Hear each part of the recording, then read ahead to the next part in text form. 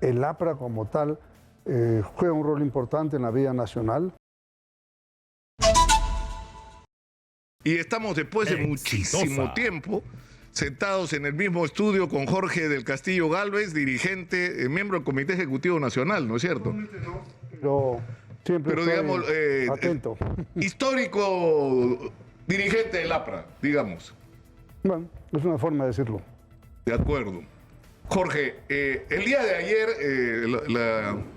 se ha oficializado la reinscripción del Partido Aprista. Sí, sí.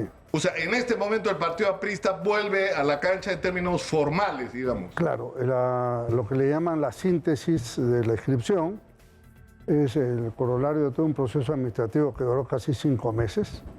Esto debe haber salido en el programa hoy, ¿no? Y de ahí hay 5 días útiles, que son plazos que hay que observar administrativamente y luego se emitirán la resolución final. Pero ya estamos virtualmente inscritos, esto significa que podremos participar, contribuir. Yo creo que el APRA como tal juega un rol importante en la vida nacional y qué bueno que regresamos a... Nunca nos hemos salido de la política, hemos estado siempre en las movidas, pero se necesitaba esta formalidad. Ahora, yo pregunto, ¿no ha estado el APRA en los últimos años demasiado cerca de la derecha? Es decir, el proyecto del fundador Víctor Raúl Haya de la Torre no era, es más, se construyó combatiendo a la derecha y también al comunismo, digamos, ¿no? Fueron sus dos, ¿no? Sí, claro. Los dos extremos a los que pretendió enfrentarse Haya de la Torre y construir un partido, digamos, sustentado en la clase media y sustentado en lo que él definía como los trabajadores manuales e intelectuales. Claro. ¿No les ha pasado a ustedes? Porque, es decir, quiero saber si tienen algún nivel de autocrítica y reflexión sobre esto. ¿No se pegaron demasiado a la derecha? A ver, vamos a explicar un poco, porque eso es como la palabrita nueva, esa es la narrativa que se ha impuesto. Entonces te ubican al APRA en la derecha, ¿no? Y mucha gente piensa así, como lo estás diciendo. Pero lo que pasa es que hay una percepción que en el gobierno aprista hubo una actitud demasiado complaciente con el sector empresarial o con algunos sectores. Pero ¿qué es lo que sucedió? Cuando nosotros entramos al gobierno, y es un fenómeno parecido al actual, los precios de los productos, las materias primas, subían. El oro, el cobre. Entonces había que tomar una decisión. Y fue la decisión que con el presidente García, siendo yo primer ministro, tomamos. Vamos a correr la ola de la expansión económica mundial, porque es mundial, no es un tema solamente del Perú, porque si no aprovechamos esta ola, mañana pueden venir vacas flacas. Y en efecto, eso permitió al Perú crecer a un nivel de 7, 8, 9% del PBI anual. Y eso es muy importante, para que la gente lo entienda. La población, el Perú crece 3% más o menos. 2.5, 3%. Si tu economía no está por encima de eso, te estás atrasando. Tu economía tiene que estar por encima de eso. Así es que nosotros logramos eso. Fue una cosa muy importante. Y es más, por ejemplo, conquistar los grados de inversión, estas calificaciones internacionales, era muy importante porque son espacios que te permiten, por ejemplo, tener concesiones, cosas que antes era imposible tener. Entonces, esto permitió un proceso de mejor redistribución, porque dicen de derecha, y yo digo, ¿y por qué teniendo fundamentos similares macroeconómicos, el gobierno de Fujimori, el de Toledo, el mismo de Humala, ¿no? Y luego, ¿por qué en el gobierno del APRA se redujo 20 puntos la pobreza, cosa que no pudieron hacer los otros gobiernos? ¿Por qué se hizo las 152.000 obras que no hicieron los otros gobiernos? ¿Por qué? Porque nosotros... Algunos te dirán porque había más plata que nunca. Bueno, es que de eso se trataba, pues. Porque si nosotros, por ejemplo, ahora aparentemente puede haber más plata que nunca, pero en medio de este berenjenal no viene un mango. En cambio, perdón, lo que quiero decir, nosotros, por eso digo, aprovechamos la ola expansiva de la economía mundial.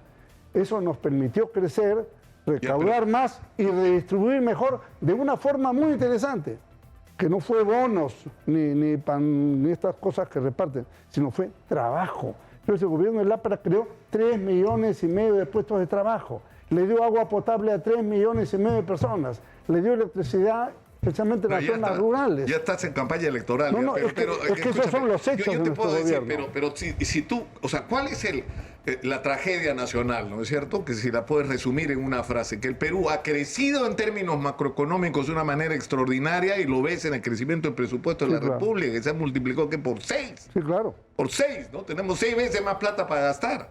Pero simultáneamente has tenido ese crecimiento macroeconómico que no ha ido de la mano con una mejora de las condiciones de vida, de oportunidades, de empleos, de servicio para la gente, de empleo estable, ¿no? Para muchos sí, no para todos. Claro, pero, o sea, tal vez puedas decir que el mejor gobierno fujimorista fue el de Alan García, porque fue el que mejor aplicó el modelo, digamos, que había dejado Fujimori. Pero el problema es que no corrigió los defectos del modelo de Fujimori. A ver, vamos porque ese modelo tenía una falla de origen, que era precisamente el que ocasiona esta contradicción, ¿no? En primer lugar, la definición del mejor gobierno fujimorista no es aplicarle al APRA, porque el APRA es un partido que siempre ha tenido una línea democrática, ¿no es cierto? Exitosa. En eso no hay... podrá coincidirse en otras cosas, no lo discuto, pero creo que en línea democrática... Me refiero al modelo económico. Ok, pero es que no es el modelo fujimorista, es el modelo que está en el mundo, obviamente. Entonces, si estamos en una, por eso repito, en la onda expansiva de la economía mundial, subiendo los precios, ¿qué hacemos? ¿Nos metemos a discutir una asamblea constituyente? ¿O aprovechamos el crecimiento de la economía para darle trabajo a los peruanos? Ese es el punto central. Entonces, el gobierno del APRA le dio más trabajo a los peruanos, le dio. La gente mejoró ostensiblemente su nivel de vida, no hay ninguna duda. Que no aplica a todos. Claro, ¿por qué? El problema es cuán sostenible fue eso, cómo eso... Bueno, pero es decir, pero es que lo que estamos viviendo ahora, inevitablemente somos esclavos de nuestros propios actos, de nuestra propia historia, ¿no es cierto? Es decir, si el final del camino, después de 30 y tantos años de aplicación de una manera de hacer las cosas, de 30 años de una manera de hacer las cosas, lo que tienes es que hemos crecido macroeconómicamente y el 70 y tantos por ciento de la economía es informal y la gente si no trabaja hoy no come mañana, o sea, algo está mal, hay una rayadura de origen por supuesto, en el proyecto. Pero eso tiene otras causas, ¿no es cierto? Eso tiene otras causas que se tienen que ir resolviendo paulatinamente. Tú no puedes resolver 3/4 partes de la economía en un periodo, eso es imposible, de la economía informal me refiero, ¿no? Aquí, fíjese, hay un economista español, Ricardo Lagos, bueno, lo he entrevistado alguna vez, él dijo, si un gobierno como el de Alan García se hubiera continuado, varios gobiernos de ese tipo, cambiando por supuesto, porque hay la alternancia de poder está de por medio, estaríamos pues en otro mundo, pero no. Lo primero, por ejemplo, en educación, el ministro José Antonio Chang planteó la meritocracia. Exitosa. Estaba muy bien, avanzando muy bien. Entra Humala, nombra a una señora, no recuerdo su nombre, de ministro de Educación, y Creo que era la señora. Otra vez al suelo. Entonces, menos mal. Eso fue algo que yo nunca entendí, porque incluso recuerdo que en un momento, en el debate sobre la meritocracia, hubo un acuerdo con el SUTEP, las evaluaciones las iban a organizar los sindicatos de maestros, el sindicato de maestros. Bueno, había una buena fórmula de entendimiento, porque fue un gran ministro de Educación, Chang, ¿no? Y eso lo echaron al agua. Y así por el estilo, la economía, menos mal que no se vino al suelo, pero no tuvo la misma intensidad de desarrollo y crecimiento. Tan así que metieron más plata en programas sociales, pero con menores resultados. Ahora, Jorge, ¿tú no piensas, y lo conversábamos antes de que comenzara el programa el día de hoy, ahora hay un gobierno donde Dina Boluarte se ha aliado con la mayoría del Congreso y la mayoría del Congreso y la derecha está feliz porque quisieran quedarse hasta el 2026? Ya. Y yo la pregunta que me hago es que el día que Castillo dijo, Cerrón no será ni portero de mi gobierno, ¿por qué no se hizo lo mismo? Es decir, o sea, casi podría afirmar que no hubiera podido impedir que hubiera corrupción. Eso no lo hubiera podido impedir porque parece ser un tema así que, no sé. Completo, permíteme. Ya, pero tuviste en un momento la oportunidad, si no hubieras estado en la campaña de que hubo fraude, de que vamos a vacar a este comunista terrorista, cuando él te estaba diciendo, no quiero estar con Cerrón, quiero un gobierno de centro. ¿Por qué no se tomó Y se hizo una alianza en ese momento y se hubiera... Yo creo que el país no hubiera pasado las desgracias que hemos pasado y tengo serias dudas sobre si se hubiera podido impedir la corrupción. Sobre eso sí tengo dudas, pero que nos hubiéramos evitado el desmadre, seguramente nos evitábamos el desmadre, Jorge. Es una hipótesis, pero antes de desarrollarla o responderla, quiero terminar el concepto anterior. Cuando un gobierno como el del APRA le da agua potable, electricidad, no le está dando a los ricos, ellos ya tienen agua potable. No es para sus piscinas, es para la gente que no tenía agua de tomar, para la gente que no tenía electricidad y tenía que usar velas o otro tipo de elementos hasta peligrosos. Entonces, eso es lo que se hizo para un proceso de justicia social. Nosotros nos interesa, como objetivo del APRA histórico, ¿no?, disminuir las diferencias sociales. Ese es el objetivo de un partido. Y eso se llama justicia social y eso se hace con educación, con salud, con descentralización. Y esas son las orientaciones que el APRA tuvo en su gobierno. Ahora, que algunos que el antiaprismo, que sea, te meten un mote, ¿no? Eres de derecha. ¿Pero qué de derecha? Bueno, se le están dando agua a los pobres, estás dando agua. No, pero eso ha sido porque has estado marchando ahí con Lourdes Flores, ¿no? No, ¿qué tiene que ver? Lo más recalcitrante de la derecha. Eso no tiene que ver. Pero donde se le ha dado con fierro al APRA ha sido en el tema de la corrupción, Jorge. O sea, yo creo que ese es el principal problema de imagen del APRA con respecto a la sociedad. Ok, pero esos son temas también. En primer lugar, las responsabilidades de orden penal son individuales. ¿Estamos claros en eso? Son individuales. No es como en el gobierno de Pedro Castillo que la corrupción fue sistémica y fue grupal y yo diría que hasta en banda. O sea, la propia Fiscalía dice que es una organización criminal del cual él es el cabeza. Entonces, eso por un lado. Por otro lado también está la patraña, ¿no? Por ejemplo, los narcoindultos, 5.000 narcoindultos, al final de un proceso, uno. Y encima el imputado ya está libre. Ya salió Miguel Facundo. Bueno, para que veas. Se inmoló, ¿no? Porque ha estado años preso. 5.000 reducido a 1. Entonces, Jorge, acuérdate que Humala hizo la mega comisión, ¿no es cierto? Y la mega comisión tuvo por objeto hacer el mego agravio a la Prisma. Pero yo no sé qué hubiera pasado si Patricia Benavides hubiera sido la fiscal de la Nación en esa época y en los gobiernos anteriores. Pero, o sea, Jorge, yo quiero... Es decir, este espacio ha estado abierto, la fiscal de la Nación era la doctora Gracia Chaiz, que no es ninguna persona incorrecta, ¿eh? Ojo.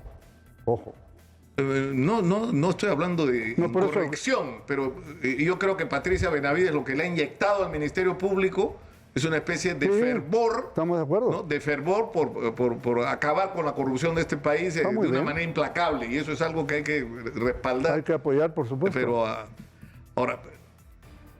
Esto que estamos teniendo es un encuentro, vamos a tener oportunidad de pelear en otras oportunidades como lo hemos hecho antes, ¿no? Porque yo creo que es saludable.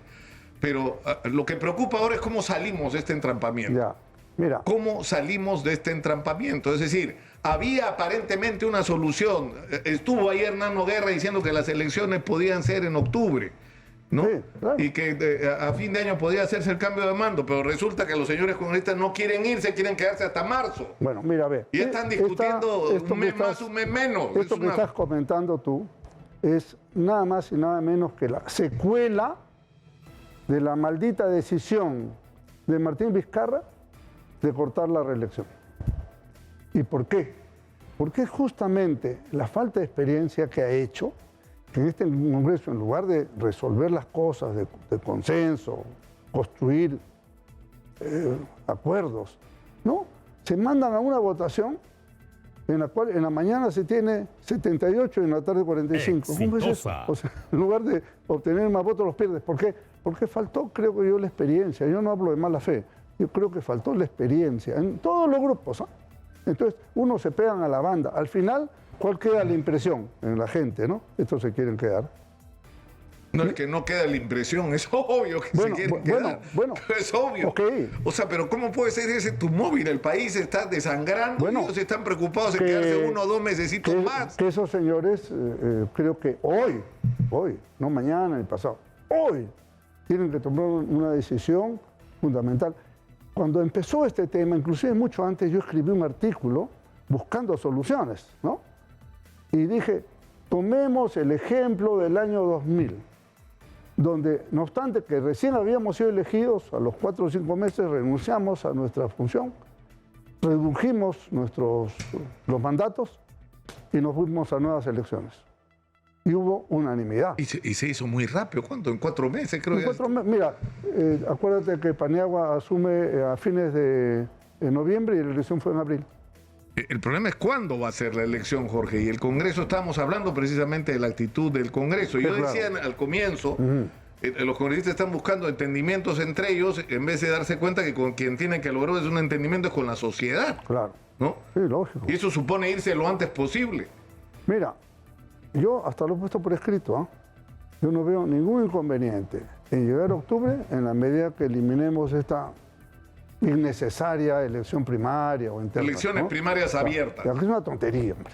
Un invento ahí para hacer esta plata al Estado y para complicar. Y te digo, ¿por qué una tontería? Y peligrosísimo. Porque si tú no tienes 1.5% del padrón que va a votar en tu interna, te descalifican. Y si en un partido, por ejemplo, decidiéramos, vamos a ponernos de acuerdo para hacer una sola lista unitaria de nuestro partido, ¿no? Que posiblemente así sea en el APRA y Dios quiera que se haga así, eso desalienta la asistencia, pues, porque hay una sola lista, ¿entiendes? Entonces, claro, pues, pero eso es una de las cosas que se cuestiona. Bueno, es por decir, eso, es una... o sea, el hecho de cuán democráticos son los partidos, en qué medida son los casi dueños de los partidos los que deciden. Pero no le pongas valla. Para empezar, el partido aprista no tiene casi dueños. Es un partido del pueblo democrático. Ahí no hay un dueño, no hay una universidad, no hay un negocio, no hay una empresa, no hay un banco, ¿no? Ahí es un partido del pueblo. Entonces, siempre nosotros hemos decidido democráticamente. Puede haber dificultades, pero siempre lo hemos hecho. Pero no te pueden decir una valla. Si no sacas tantos votos, quedas fuera de carrera. Entonces, ¿para qué hacemos el esfuerzo de inscripción para que te voten en una? Si es que eso hay que eliminarlo. Yo no veo inconveniente en adelantar la elección. Yo creo que esa falta de experiencia en el Congreso hizo que... Claro, pero hizo que o sea, yo creo que hay discusiones que pueden ser legítimas en cualquier circunstancia, menos en esta. Es decir, en este momento, decir reelección de congresistas, cuando lo que está viendo la gente es estos congresistas, ¿no es cierto? Sí, claro. Y cuando estás diciendo bicameralidad y la gente dice, no, esto en realidad es una trampa para reelegirse, simplemente no tienen ninguna posibilidad de una discusión razonable. Yo creo ¿tú que crees que es posible esa reforma ahora? Mira, yo lo que creo es que hay que explicarle a la gente. Si la gente va a ver, reelección, ¿es para que se queden estos? No, pues, estos, no digo estos, digo, a muchos de los que están ahora, porque también hay mucha gente valiosa, que no califica, no lo va a elegir, pero ni su mamá, ¿entiendes? No hay problema. Además, la reelección siempre fue mínima, 10%, 12%. ¿Alguien va a reelegir a los señores que han hecho mal papel ahora? Habrá algunos buenos y otros no, en primer lugar. Segundo, ¿es malo para el Perú la bicameralidad? Es bueno. Pues por supuesto, ojalá hubiera bicameralidad. Y no es para reelegirse. Esa es una visión mezquina de las cosas. Al Perú le conviene que haya una bicameralidad. Siempre lo hubo. Y era la mejor calidad de la gente que iba al Senado. ¿Por qué no? Entonces, es cosa de hacer docencia nomás. Yo estoy de acuerdo con adelantar la elección, completamente. Me parece que... ¿Y tú estás de acuerdo con esa explicación que se está dando de lo que está ocurriendo, que son vándalos terroristas financiados por la minería ilegal, el narcotráfico, que esa es la explicación del fenómeno que estamos viviendo hoy en el Perú? Mira, hay una grabación de Alan, de hace varios años, te lo voy a pasar, a ver si la puedes al aire, 3, 4 minutos. Es estupendo cómo explica las causas de la violencia en el Perú. Ahora, en la violencia de hoy hay una serie de elementos. Primero, tú no puedes generalizar, todos son terrucos. No, acá hay de todo. Porque inclusive tú ves en las mañanas o en las tardes, empieza una marcha, que hay unas damas, vienen de zonas andinas, tranquilamente. Pero cuando avanza a las 6, 7 de la tarde, empieza una turba. Empieza el lumpen, que se mete y rompe cosas. Es el mismo fenómeno, ¿te acuerdas del meeting que hubo el 5 de abril, creo? ¿No? Esa marcha espontánea, ¿no? Que llenó la avenida Bancay. Pero cuando terminó, apareció una canalla que empezó a romper el Ministerio Público, todo. Pero esos no son los que iban a las marchas. Eso no tenían nada que ver con la gente decente que fue a movilizarse ese día.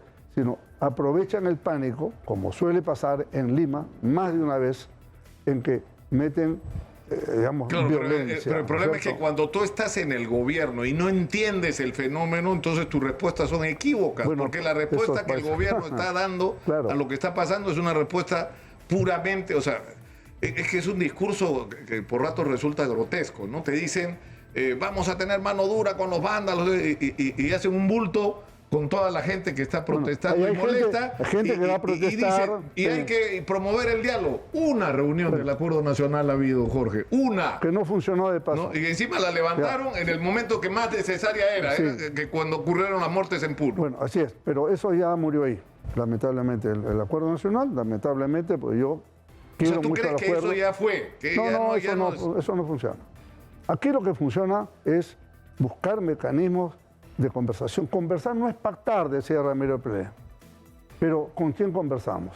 Hay que buscar los interlocutores y quizás haya que ir peldaño a peldaño en estos tratos y conversaciones. A mí me parece indispensable hacerlo. Que hay algunos, y además, ampliar ese nivel de conversación va aislando a los radicales, a los atorrantes, que se meten detrás de un reclamo aparentemente, digo aparentemente, porque aparentemente es social, pero yo no he escuchado ninguna agenda social. Lo que hemos escuchado es una agenda eminentemente política. Claro, pero lo que dice, pero lo que decía ayer Nelson Schack, que no es un político, ¿no? Es un funcionario, sí. ¿no? Me parecía mucho más lúcido de lo que uno escucha normalmente a los políticos. Él decía, hay que saber entender que así como hay vándalos, o sea, de alguna manera tú tienes en el contexto una situación social de postergación, de abandono, sí, cuando claro. ves los números de Puno. O sea, los números de la desnutrición, de la crisis de salud pública, de educación, es que no son los de la únicos falta de números de Puno. oportunidades. Es que no son los únicos números de Puno. Nelson Schack dijo que Puno había perdido 2.500 millones de dólares, ¿o no? En la misma declaración. Sí, claro. ¿Ya? Entonces, ¿y dónde está? Entonces tienes que mirar a los que estuvieron en el gobierno regional de Puno. Pero el mensaje, No, claro, otra vez la narrativa, Lima. ¿Qué Lima? Si tus propios dirigentes, tus gobernadores están Jorge, presos por ladrones. Pero Jorge, pero es que esa es la tragedia, pues. O sea, yo creo que acá hay discusiones que deberíamos ser capaces de tener con serenidad y con inteligencia. O sea, ¿por qué el país ha crecido en términos macroeconómicos y estamos como estamos? Yo estoy convencido de que la principal razón no es la Constitución, que yo creo que hay que cambiar. Y tú creías que había que cambiar. Por supuesto. ¿Ah? Me acuerdo clarito. Claro que sí. ¿No es cierto? Que esa Constitución del 93 era irrita y todo lo demás que ustedes dijeron, tuvieron frases más duras que la mía sobre esa Constitución. Ya. Pero yo creo que ese no es el problema. El problema es un Estado ineficiente. No es el momento tampoco. Es un Estado ineficiente y un Estado corrupto. Ese es el problema. Y cuando digo Estado, no digo el presidente, los ministros solamente. Digo el gobernador regional, el alcalde, que se ha dedicado a levantarse en peso este país. O sea, Nelson Schack decía que otra vez vamos a perder por lo menos 25.000 millones de soles de cálculo del año pasado. Claro. 25.000, más del 10% del presupuesto de la República que o se robaron o mal usaron. Sí, y que en ese sentido la Contraloría debería ser un poco más exitosa para evitar que eso pase, ¿no es cierto? Porque denunciar que pasó y no... pero yo creo que... yo he chequeado eso. Previne o evité... Cuando tú metes 48.000 denuncias y no terminan en nada porque no funciona el resto del mecanismo de control, ¿no? Lo que tienes que tener es presos por corrupción. Pero bueno, vamos a buscar la solución. Cuando tengas un graña preso por corrupción y no acogido a la colaboración eficaz para librarse de... ¿no? Ahí se lo van a tomar en serio. A ver si un constructor mete la mano o coimea a un funcionario. A ver si sabe que puede terminar preso. Sí, claro. Y te acoges a la colaboración, está bien, hermanito. Te acogiste a la colaboración, te tocaban 20, bueno, vas a estar 8. Ya, claro. 10, 8. Está bien, eso es lo correcto. O sea, te perdono la mitad. Pero acá han utilizado, no te la regalo. Han utilizado este mecanismo de forma perversa. Echa allá, así no sea culpable, y yo te libero. Ni un día de prisión, ni un día. O máximo un día para asustarlo. Pero bueno, vamos a buscar, a explorar la pregunta, la respuesta a la pregunta que me hiciste. A ver, ¿qué te preguntan? Me preguntan sobre Federico Dantón, porque, o sea, se necesitan nuevos liderazgos en el Perú. Y la pregunta que se hace todo el mundo es ¿por quién vas a votar en las elecciones adelantadas? Y la gente no sabe. Y encima está ocurriendo un fenómeno en la derecha que se está equivocando una vez más en el Perú, de que pensar que ya son dueños del Perú y hay 12 candidatos de derecha.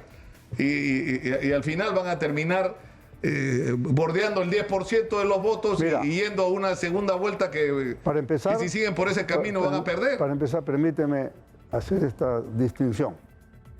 En el Perú existe izquierda radical, existe izquierda moderada, democrática, centro derecha y derecha extrema.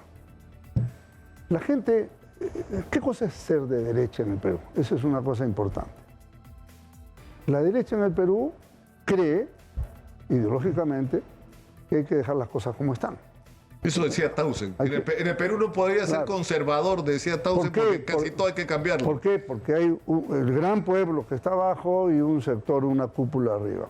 Esa distancia social, alguna gente cree que hay que mantenerla.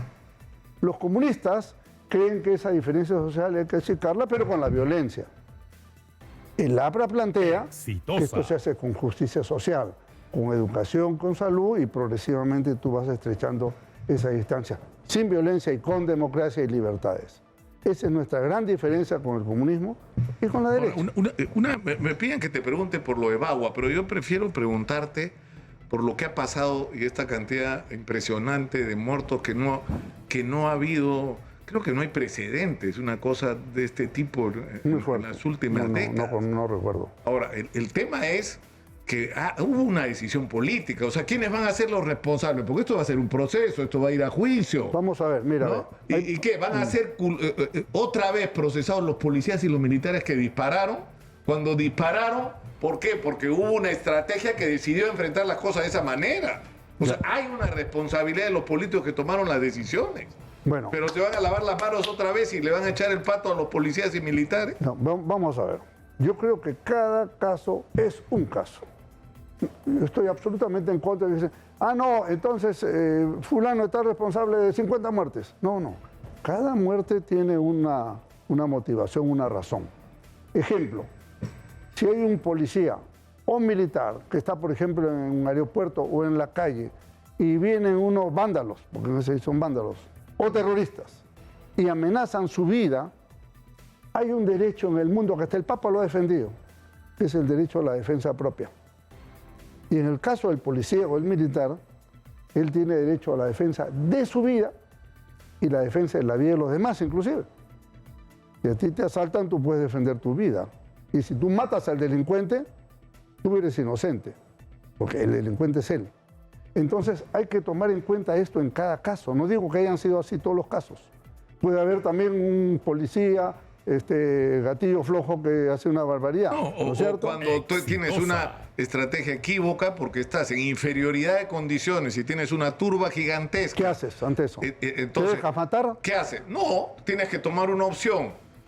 Voy a permitir que tomen el aeropuerto con todas las implicancias materiales que eso va a tener. Ya, ¿qué otra manera tenemos de hacerlo? Meter bala. Bueno, va a morir mucha gente. Entonces, hay una decisión de tomar esa opción. Por supuesto, y esa decisión no es del policía que termina disparando. Pero puede ser del policía porque si no solamente es tomar el aeropuerto, sino matarlo a él. Claro, pero el otro problema, Jorge, es que ha terminado. A la hora que empiezas a hacer el recuento de gente que murió un chico médico jovencísimo atendiendo a un herido, muere un señor porque hay personas en la puerta de su casa, mueren personas que no, incluso que ni siquiera estaban participando en la manifestación. Cada caso es distinto.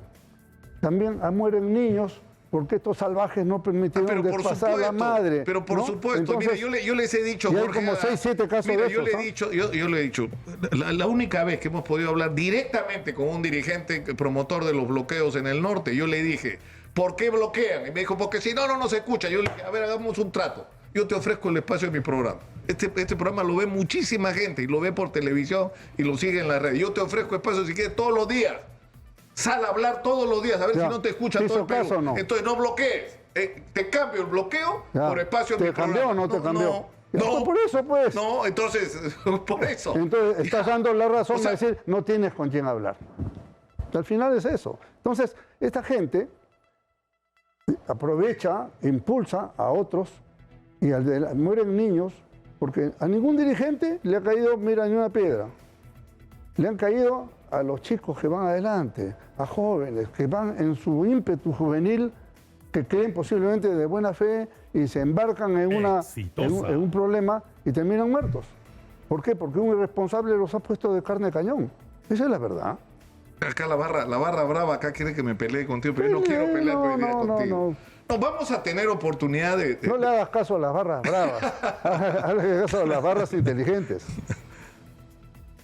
Me preguntan si Federico Dantón está afiliado al APRA. Está, ¿no? Sí, se afilió. Se afilió, claro. Pero todavía es menor, entiendo, y yo creo que hay que dejarlo a este joven que estudie, se prepare, en fin, ¿no? Ahora, hay un tema de liderazgo en este momento en el APRA. ¿Quién es el secretario general en este momento? No, en este momento, y lo que va a haber, y permíteme, por favor, 10 segundos, yo quiero saludar a mis compañeros de todo el Perú, porque hicieron un importante esfuerzo de recolección de firmas, de formar sus comités, y en los comités a veces han ofrecido sus casas, ¿no?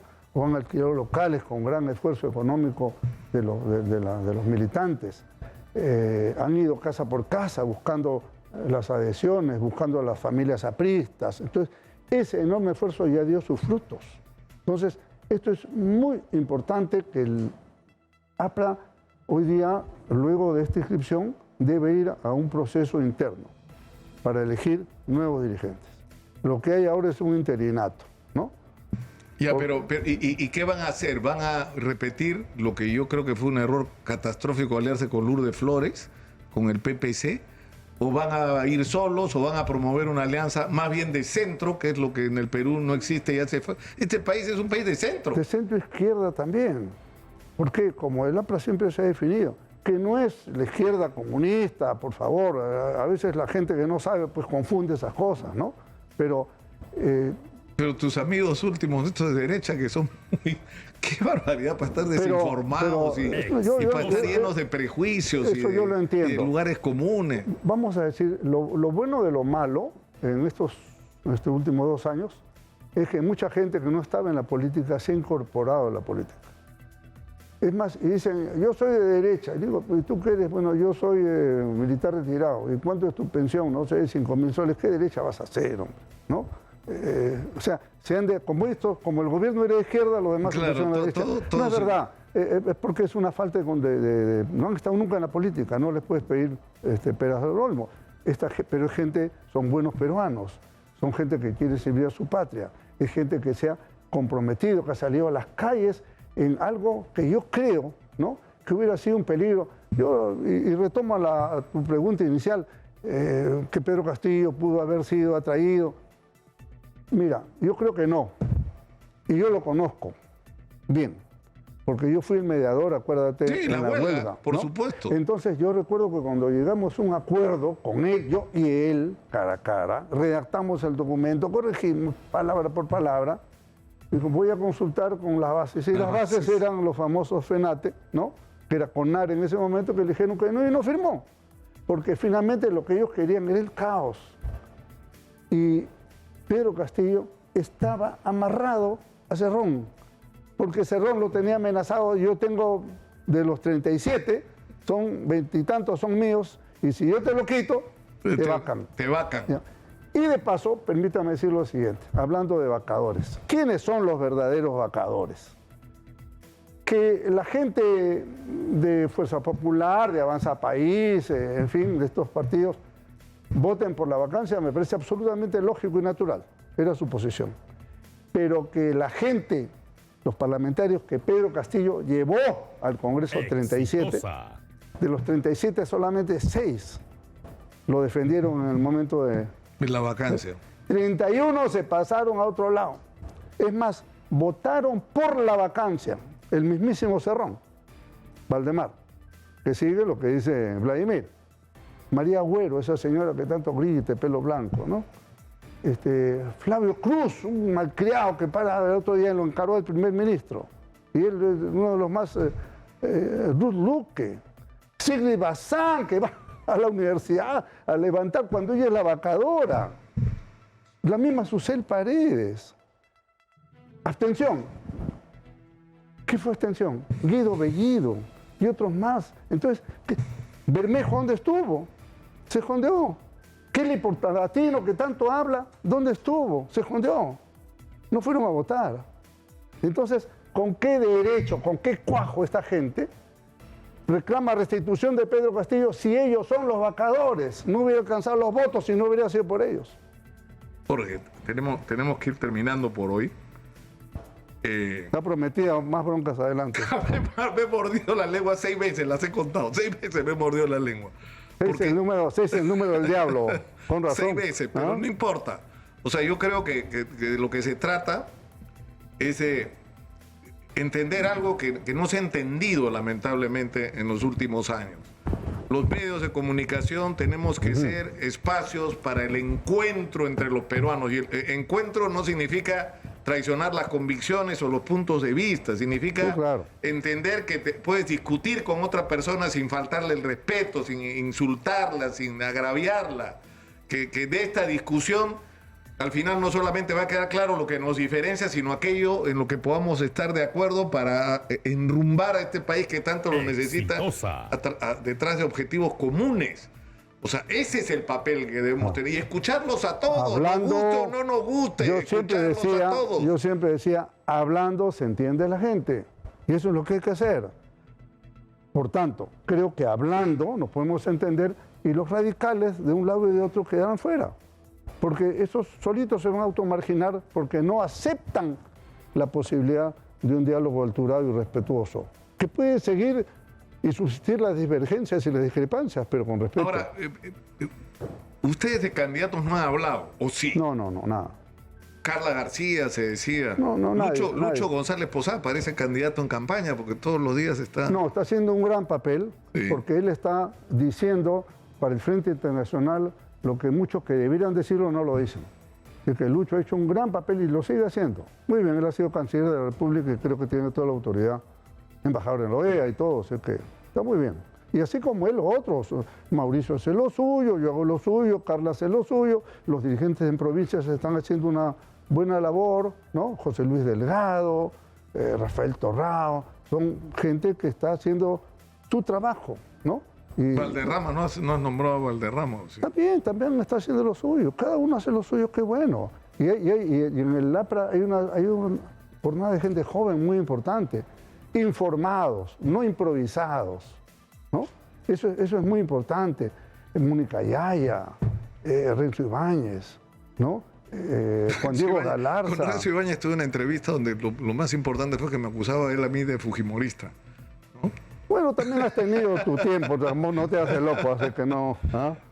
Cada uno tiene sus... Las apariencias engañan. O sea, yo creo que incluso el fenómeno de Fujimori fue malentendido y sigue sin ser entendido hasta el día de hoy. Pero ya pasó. Hasta el día de hoy. En todo caso, ya prescribió. Ya prescribió, bueno. Pero como te digo, el APRA tiene figuras promisorias y yo creo que ese momento. Pero lo que está claro es que a mí, ustedes ya de fujimorista a mí no me pueden acusar. No, y a mí tampoco. Porque pese a que algunos dicen, y seguramente entre la barra brava que escribe y algunas cosas, pero no, yo siempre he tenido una... Ahora, yo creo que el fujimorismo debe consolidarse como partido democrático. Yo critico su etapa dictatorial, ¿no? En su etapa democrática debe existir. Porque Fujimori lo que debió hacer es crear su partido y no lo hizo. O sea, no, pero lo que hizo fue controlar su partido eran las Fuerzas Armadas. Pero el jefe del partido era Montesinos y se dedicaron a controlar los medios de comunicación, controlar las Fuerzas Armadas, controlar el sistema de justicia, controlar el aparato del Estado. Era un proyecto absolutamente... Montesinos decía que yo era peligroso. Seguro que había una grabación, ¿no? En que él no quería que yo regrese al Congreso. Pero en fin, así es la vida y yo espero que en nuevas oportunidades podamos seguir hablando. Sí, por supuesto. No para pelear, sino para... Para discutir. Y yo te juro, Jorge, el otro día un poco perdí los estribos de la falta de conciencia que hay yo tengo hermanos viviendo fuera, tengo muchos amigos periodistas y gente que vive fuera que me dice, ¿qué están esperando los peruanos? Están en el centro de la atención del mundo. Y ustedes están acuchillándose unos a otros. Y ya tendríamos que estar discutiendo cómo vamos a resolver el entrampamiento que tenemos con la minería. Tenemos que atraer la inversión. Lógico. Y tenemos que resolver simultáneamente la crisis con las comunidades de las zonas mineras, que es un problema no resuelto. Y hay gente que tiene respuestas, ¿no? Pero eso es un problema que es una prioridad nacional y no está en la agenda. No lo estamos discutiendo como si no existiera. Y es nuestra oportunidad histórica. En 200 años no nos ha pasado una cosa así. Lamentablemente el Ministerio de Energía y Minas en los últimos tiempos ha estado en manos de gente de Cerrón. O sea, los antimineros tenían el Ministerio de Energía y Minas. Espero que eso haya cambiado. Bueno. Pero, en fin, veremos. Ya... Bueno, muchas gracias, Jorge, por estar acá. Y espero que esto... o sea, yo quiero que... Yo sé que hay gente que no te quiere, gente que me va a criticar por esta entrevista, me va a decir, Lúcar ha sido concesivo. No. Yo creo que hay que escucharnos. O sea, Jorge Castillo ha dicho varias cosas, 6 veces he contado que en otras circunstancias me hubiera trenzado en... Pues ya te digo, de lo que se trata es abrir los espacios. O sea, se ha creado una zanja en el Perú y hay que tender puentes sobre esa zanja. Eso es lo que hay que hacer. Y los medios de comunicación tenemos esa obligación y esa responsabilidad de restablecer un clima de un mínimo de entendimiento y de diálogo entre los peruanos. Ese es nuestro papel, no ser parte... Me parece, me parece una importantísima rectificación global, no lo digo en tu caso, sino global, respecto al rol de la prensa, que su deber es, no hay que denostar de la gente, hay que construir posibilidades de diálogo. Y eso no va a salir del gobierno, ¿no? Por lo menos ahora yo no veo que el gobierno esté en condiciones de convocar un diálogo, eso no va a caminar. Eso tiene que venir de la sociedad civil, de oportunidades como estas, ¿no? ¿Hace cuánto tiempo que no hablábamos nosotros?